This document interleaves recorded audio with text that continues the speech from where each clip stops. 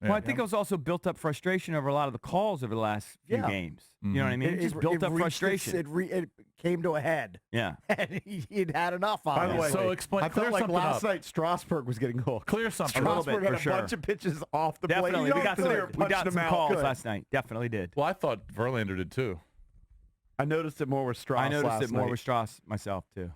But I'm sure Verlander did, but I noticed it with Strauss. Maybe it was Peacock. I mean, one of those strikeouts to Zimmerman or Robles, I thought was way off the plate. Anyway, so explain this. Did they review it or not? They did not. So Well, I think they did, but they weren't allowed to review it. So they weren't Torrey- making the call based on the review. They were talking about the rule.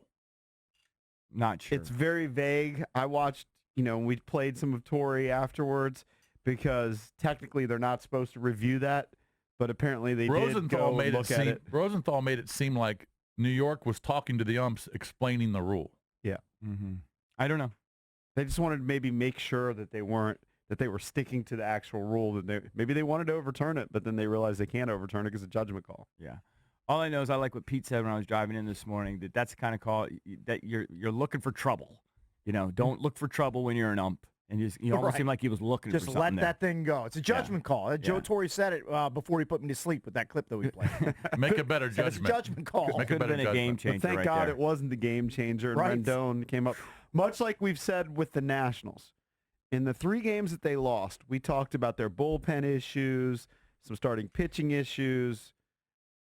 The bottom line was they didn't score enough runs. And in this game, the Astros came up with 2 runs. When they score, that's you got to score runs. So they need to even score if- 5, 6, 7 runs. Even if they didn't That's their score formula. any runs in the late innings, which they did, the Nationals would have won 3-2. In Like I theory. said, the biggest outs in that 5th inning after they go up with the home runs, and Soto puts them in the lead with his home run. Strasburg has issues. He's got men on second and third, and I actually thought the runner probably could have scored had he known. Like he wasn't going full out. It looked the like ball got stuck that there was a underneath. ball, stuck underneath. Reddick. It was Reddick. And so they held him up. Didn't look like he ran that well, though. Yeah, he wasn't running full speed. The thing is he's probably thinking, well, I got Altuve and Brantley up next. Of course. And then they struck out Altuve, which And never Altuve, happens. Yeah, I looked at his numbers. He struck out around 75 times this year, so he's not a high strikeout guy. Not at all. He's a great And hitter. he strikes out on 3 pitches, and then they have the shift. And you're right, Trey Turner made a great play. Great play. Yeah, a lot of great defensive plays by the infield guys the whole series. Rendon too. Fantastic throughout. Rendon, Trey, and Rendon's unbelievable. Cabrera they were lights out defensively last night. But again, just to be where they are.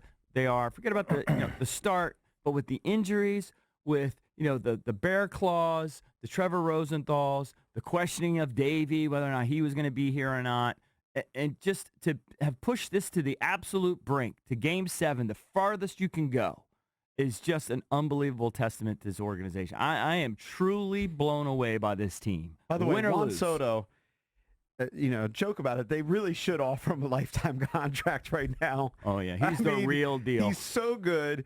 And I'm sure Houston fans probably feel about Juan Soto like Nationals fans feel about Alex Bregman.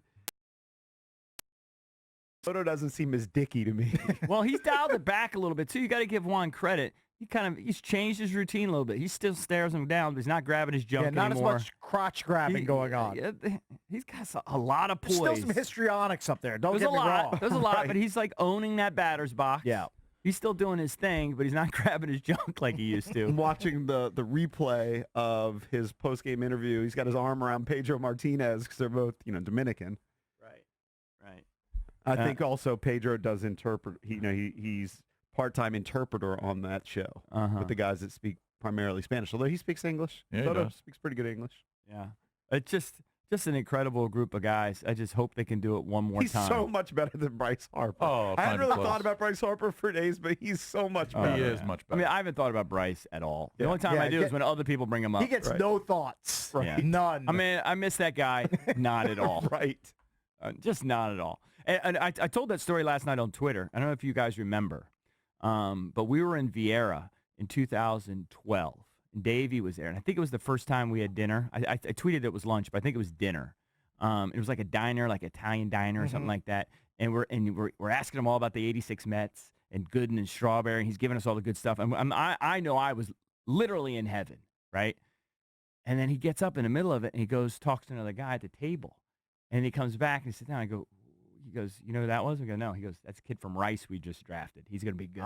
Yeah, that's right. And he broke away from the table to go talk to Anthony, He had a mullet. who was sitting at a table next to us. Just happened to be, coincidentally. Do you remember that? Yeah, he was sitting at, I think it was with his girlfriend and maybe Yeah, one other person. Yeah, Like, and that was before he had made his big league debut. oh, yeah. He's going to be good. He said he's going to be good. Understatement. Yeah. Was He that said, we him? just drafted him from Rice. Was that him? Yep, 100%. Let's go to the phones. 800-636-1067. Open line Nats here on the Junkies. All right, let's go to Ryan in Warrenton. Ryan, what's up, buddy? Morning, guys. What's up? Hey, You guys ever seen a series where the visiting team has won every single game? It's never happened. Never happened. In fact, it hasn't happened in other sports either. It's the first time in history. They flash it. It hasn't happened in hockey. Hasn't So, happened no, in the we NBA. haven't seen it. This is the first time. it kind of reminds me, though, how we were arguing about, home field advantage at the end for Strauss and Scherzer and all that and lining them up. They don't really care about that stuff. They just want to line up their guys. Yeah. Yeah.